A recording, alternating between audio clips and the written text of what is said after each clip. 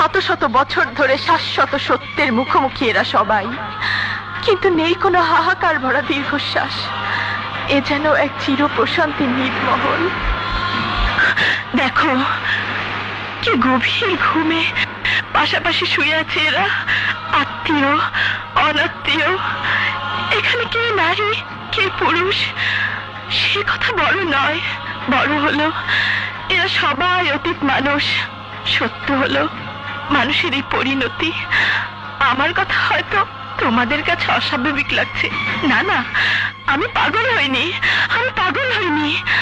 আমি তো আমাদের বন্ধুত্ব, আমাদের ভালোবাসার পরিণতির পথ খুঁজতে এখানে এসেছি, পথ খুঁজতে এখানে এসেছি।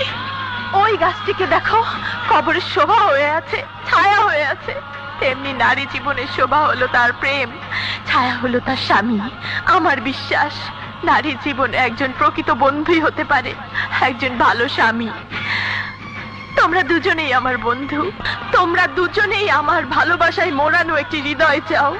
কিন্তু কিন্তু তা আমি দুজনকে কেমন করে দেব?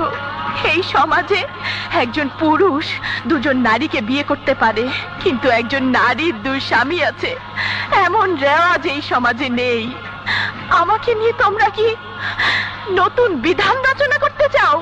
না, এই অসম্ভব। নারী হয়ে এমন অনিয়মে সায় দিতে আমি পারবো না। আমি গৃহবধূ হতে চাই, আমার একটি মন। আমি তোমাদের দুজনকে দিতে পারবো না। বাকি থাকে এই দেহটা, দাবি না চাললে এই দেহটাকেই দুজনে ভাগ করে নাও। কবিতা, তুমি কি পাগল হয়ে গেছো কবিতা?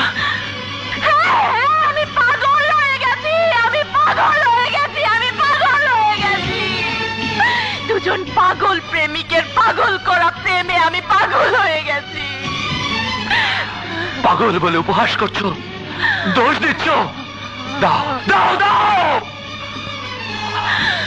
হ্যাঁ হ্যাঁ, আমি পাগল, আমি মজনু পাগল। আমি তোমার প্রেমে এমনই পাগল যে তোমাকে প্রেম নিবেদন করতেও ভুলে গিয়েছিলাম আমি। আরে সে তোমার অযোগ্যতা, প্রেম নিবেদন করনি, কিন্তু আমাকেই সলতে বানিয়ে হৃদয়ে জেলেছ প্রেমের প্রদীপ।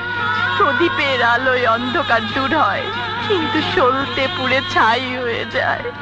আমিও তেমনি সলতের মতো জ্বলে পুড়ে ছাই হয়ে গেলাম।